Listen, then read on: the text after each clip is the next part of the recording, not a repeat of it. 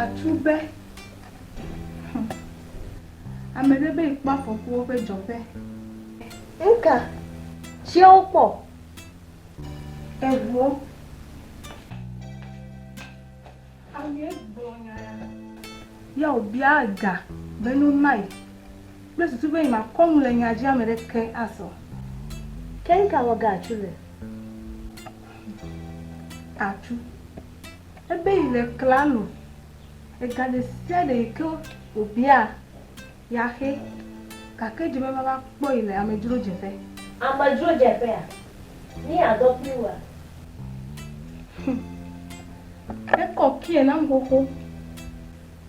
En ma ke venu ne rado me da ki en gbera bachi do me tro yi ma ba kwa me li ebu o me kade ji ba me de kukuku e ya le ko gbe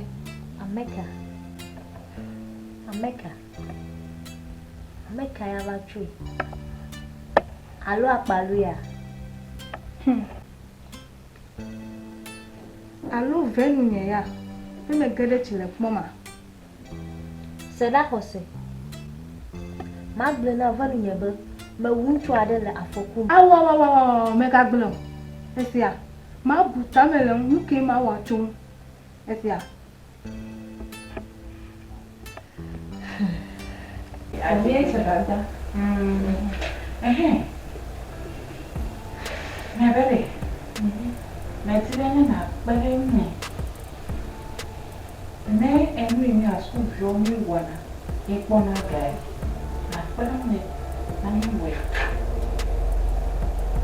sa na je ma de budale para jo do me ono nyo do me sa na a de ko na mo do ko yesi na me mu ba business e ka alo la ke ko business ka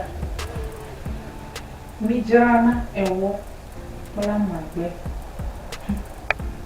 Ewo, la magbe. Ewo, la magbe. Njana ewo, la magbe. Exactly. Ewo, la magbe. Denya sacrifice ke sumo. Hemewa dekta. Afro ko besu ke ma. No sacrifice. Hapo kwenye desk one.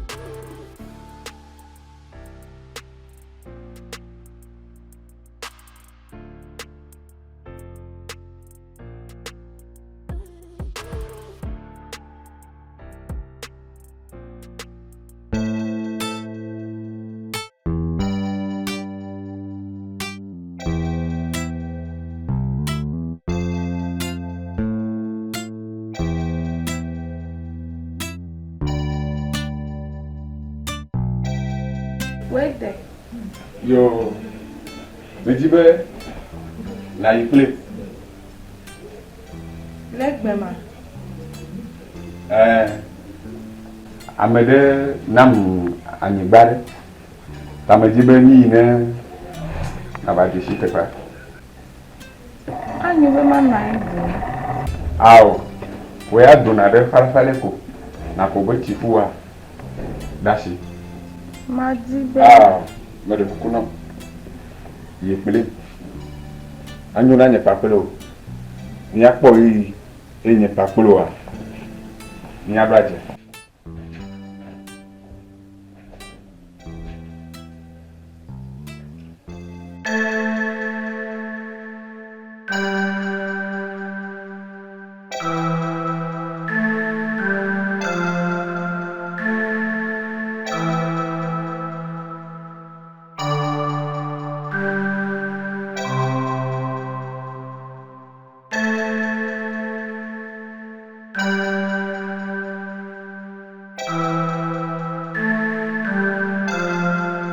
Ika susu yina. Ika imama wala. Akpalu brana mbe obo yo yina la mokeke.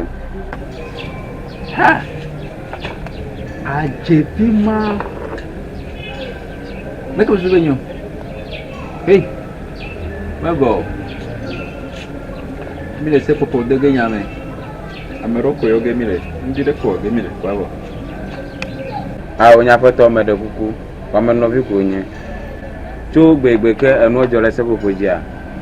Epe ji meka jina mo. E meka dina mbe ya yine school. Bede unha da ze fara kamera ni asi. Leji ba brana mbe ye jelo no se popo. Hanye ha. Nyoko kata kwe. Akamana na nyabere. Enye ikele tia. Jikuma ikele jijina me. Nyemele de get out. Bra. Enye me dongo kwe to me dongo kwe force. Ye me wo do kwe. Awa na mabe esre na ezizi beta yonodo. Ta no ogbokwa. Mebe aw eje no be na ji amede ike wa weru ko be ye voilo Efu ameglon. Kiga nke me ame ebuzo toji. Ako wonuma. kama ji amede ke jafokwe amerika atagbana amerika ngbewe Jema tinwa ya amokuku jiradofo abatu amokuku ako wonuma. zan tagbo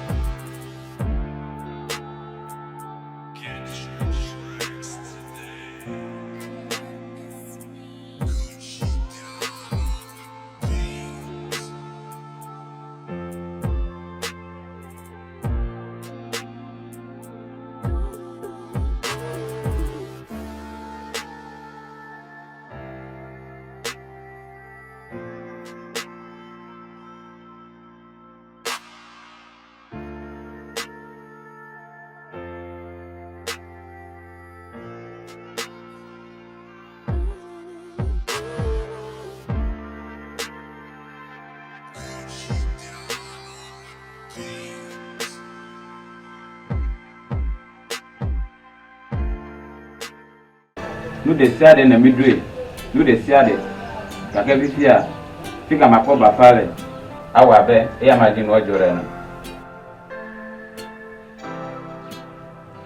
abene lo gobe akama we imetibe na dasa ko ture ga homo est-ce que on wana na ko ba fade telemiam agufwe ye wa fo gbele meka onye hove na biske high college swanya bon novia onye le dome nkeke bare kunya doma hi de viola la de ko kula egata Jom ni ko no klo nika na shi me bale Hove gbomelelo ebe nu wonu bla ni ele bonu wa blanja chokule de mata yet TV megale miesi o ele do dim ne o wa ko ke efekito odule unye nam ele dim bebe akemele de ke pomo e ma te wona ne kena agbebe afola adora sinye nyatefa e karejia wanye dijo gande ne ga kene nye gbolodo a ma lo be ni awo oh mega go menye do mayo kemijo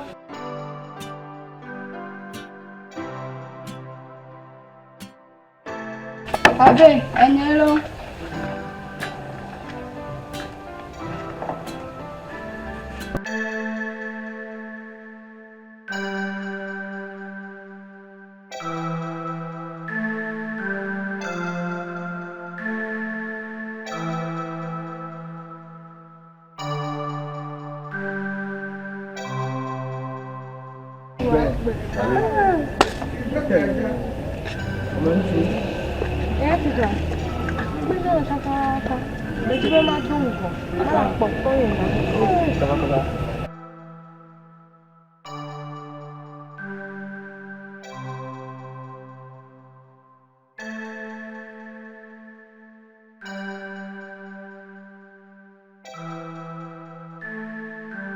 Apalu. Afetoni. Ngulu de kama jolo nyepa magbore. Anakuwa. Anyonta. Afetoni, ndo ta fati. Mokpo safre ya le. Wo kam. Ojo de go safi e. Lucy here. O safi ara. majo de ko so le ai Fika ne pele. Okporo wa bati ago. Da kama ne pe. Echo iko vai.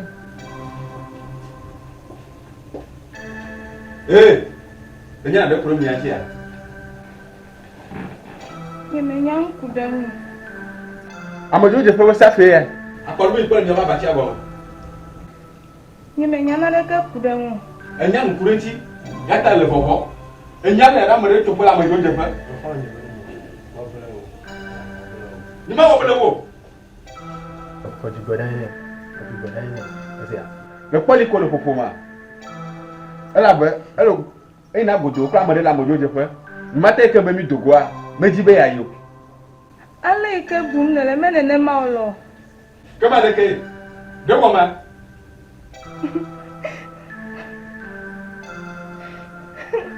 Ah, ore. Pan ma be la mi fa, nko ma re fa be ati fa me. o holo ne vanu ne bojidi asia bojidai ko di godi ko di godi Ale ke mate wo bele wo. Ale ke mate mo bogbe. E ko la pada me. Hey, ya budadai. Se popo doto. Awo.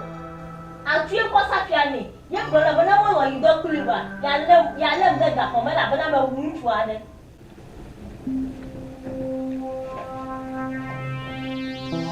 Soboku. Ekana grafia. Tene be wa ma. Makagbe. nkeke brado magbe ye mo ko bu ko so to nchu adaji Ebuka. dola va comme le school ye magbo na ba na fian bu kuku Asotoma. Denu nya. Ta.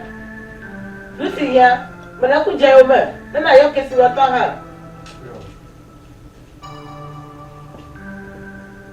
Ye wo saboku. Nke jo ma gunyara kana mu. me no fofom Mi heku hegede ba pe ya me yata. Mi bibe. Ao. Ni ma bu na na ko. Empli la vi wa chuta be jato nyonu ene. L'engbe que bete ho avant megbe. Que bete ta venya ma vli davi eta. Vuvu toto lame. Asa vuvu ta vli. Dahi ka Georgie. Ka chua. Haleme.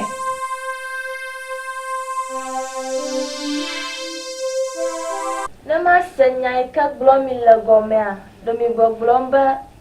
Ya ide povito po do po ava glono ba agbenya me ka bu ya ko la fuma. Mi try kwebe etwe ke gbona enye nkeka amoton ye ewo fui tugo agbeja mete kala soso mu Aye nkata o jibo na do nyama. ni menyawo ne mi yi no biembe ewo ka no baro me kala wo kuma de gbele yo menyawo enu ya ke mi kwa kunye be ama ewo ko le wo amu mi le wa go Agbenya kala si o. Kan ma tuke siba ye la la pada mari. Amedeke ma deje si o. Evu melo wa alo a.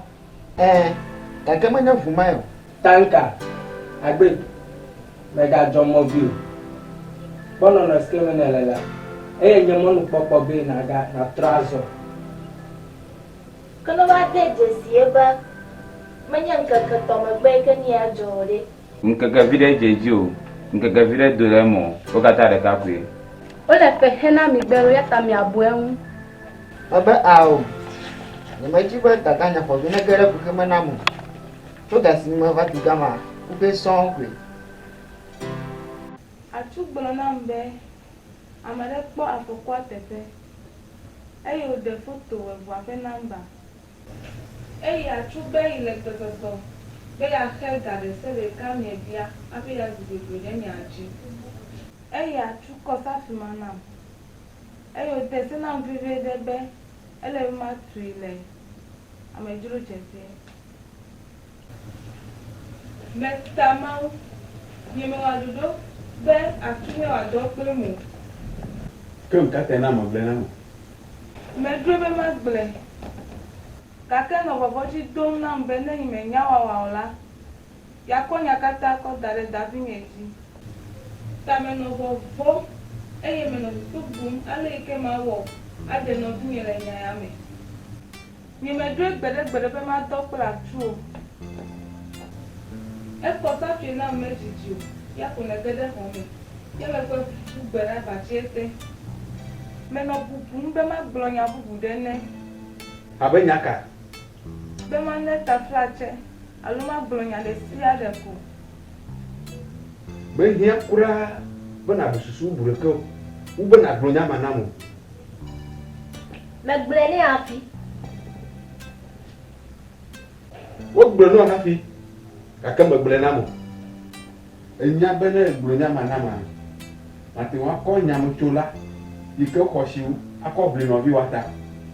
Me kaka ko me ike khoge wole. Enu mo taya mbe magbele na o. Tu gbe igbe ke bi dafo apria ma. Mi o kwele toto heve. Mi o kwele npe heve mi abe po mi aji. Eye nya meji so be ma jo. Ma dogo la fie me. Ma dogo la fie me.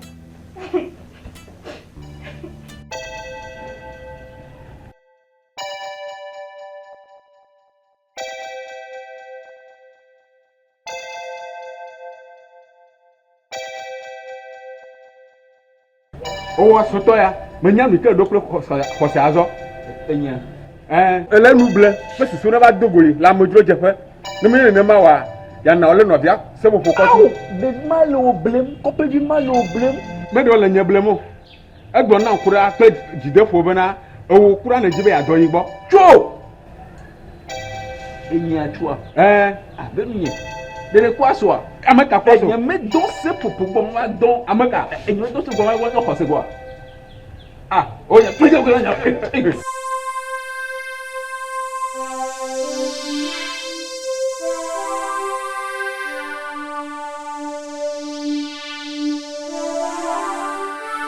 Ati, ma wolo. Me da mo fi eh. Ma on veut. Hey, il est pour la faire là. Oh, Hey. Il ne peut pas venir. le fogo. Bon. Comment est de voilà me de tout là.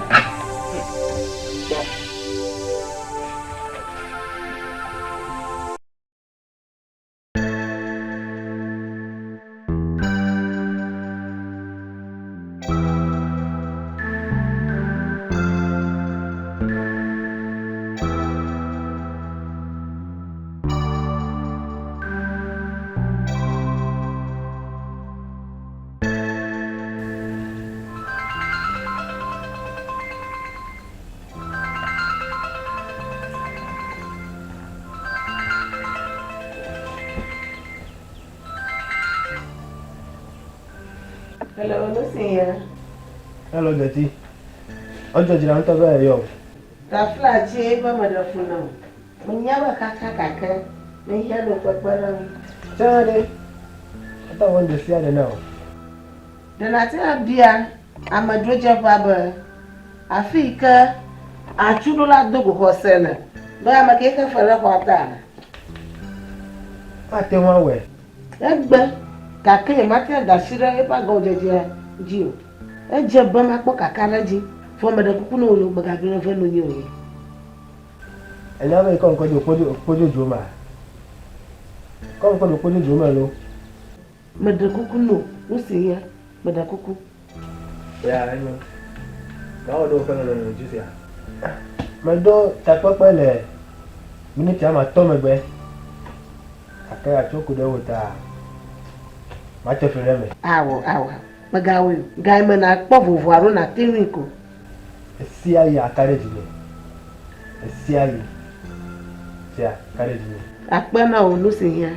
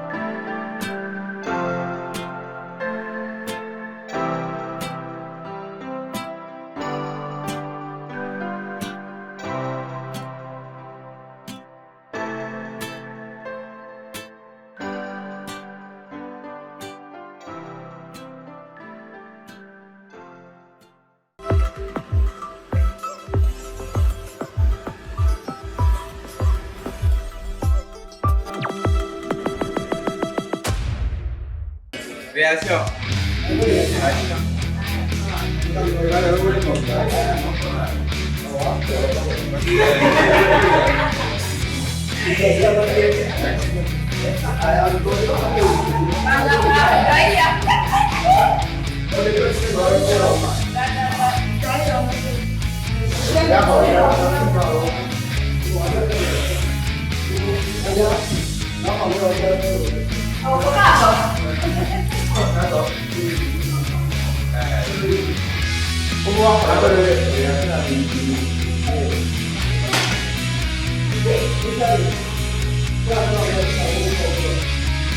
Ah,